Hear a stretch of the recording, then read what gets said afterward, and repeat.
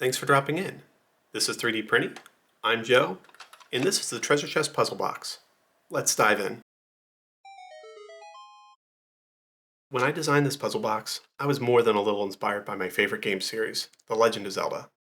Like all Zelda games, you won't be able to reach the end until you found a series of doodads, be it pretty rocks, magical instruments, leggy giants, that sort of thing. In this case, we're looking for the most classic Zelda MacGuffin, 3 pieces of the Triforce. Now this is only a puzzle, not a bank vault, so there are a couple rules. No external tools, no extreme force, and no exothermic reactions. This isn't that similar to Zelda. But before we start, if you'd rather try your hand at solving this alone, I've included links in the description to either purchase or build a copy of your own. When holding the box, it's clear that there's a lot of stuff moving around, but the lid isn't one of them. It's actually really solid. There are some decorative panels on either end, but they don't actually move. The slats running around the side definitely have some wiggle to them, and the ones with the rivets actually make a different sound when moved, and they move a whole lot more, and only in one particular direction. They also have a very distinctive springy reaction. When you release, they go back to their default position. With a little effort, you can remove the rivets in the slats, but it doesn't really affect the puzzle one way or another. That's everything we can directly see and feel.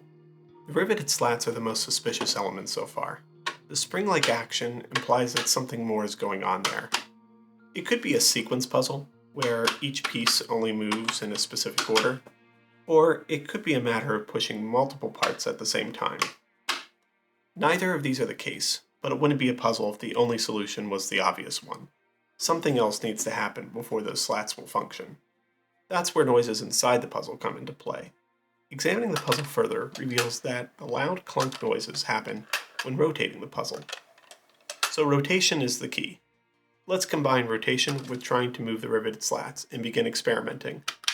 Since I made the puzzle, I'm going to forego the trial and error and jump right to the first move. Hold the chest completely upside down. The slat that was on top can now slide into a new position with a satisfying snap. This also reveals the first triangular Triforce piece. The 2 remaining slats feel like they want to slide in a completely different direction from the first. This is a subtle hint that you can't assume that they operate entirely like the first. A little more testing shows that yes, they only slide when facing up. Repeat for the last slat, and we now have 3 Triforce pieces. The lid is still solidly closed, but a little more exploration shows that the bottom panel is now loose. It can actually be removed entirely. The puzzle's solved, but since this was inspired by Zelda, there needs to be a little something more to explore post-game.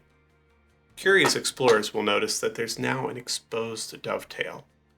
A little bit of pressure, and the bottom slides off, revealing the full Triforce. Newer versions of this puzzle replace the Triforce with a tiny compartment, suitable for a paper scroll.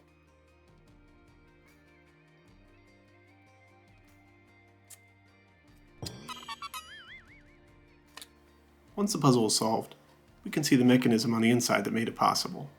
There's a weighted axle that moves based off of the rotation of the treasure chest. As it moves, it twists a wheel on the other side.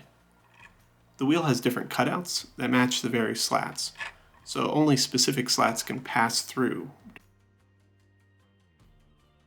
Reassembly is just the solution in reverse.